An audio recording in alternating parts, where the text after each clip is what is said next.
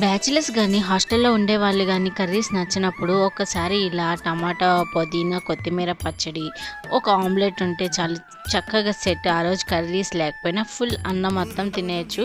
ఇలా ఒక ఆమ్లెట్ వేసుకొని ఇలా ఒక రోటి పచ్చడితో తింటే ఈ పచ్చడి మాత్రం చక్కగా 2, 3 డేస్ నిల్వ ఉంటది. చక్కగా అన్నం మొత్తం తినొచ్చు.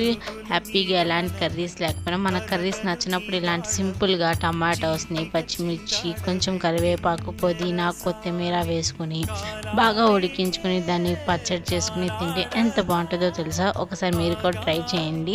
ఇలాంటి వంటల గురించి తెలుసుకోవాలంటే ఇప్పుడే మన ఛానల్ని please like, share, subscribe friends. Thank you friends. Please ఒక లైక్, ఒక సబ్స్క్రైబ్ ఇవ్వండి.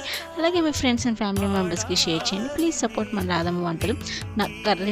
నాకైతే కర్రీస్ నచ్చినప్పుడు ఇలా ఆమ్లెట్ వేసుకుని చక్కగా ఒక రోటి పచ్చడి చేసుకుని తింటాను. ఫ్రిడ్జ్లో పెట్టుకుని ఈ పచ్చడి చక్కగా 2, 3 డేస్ తింటాను. మీరు కూడా ఇలాగే చేస్తారా హాస్టల్లో ఉండేవాళ్ళు?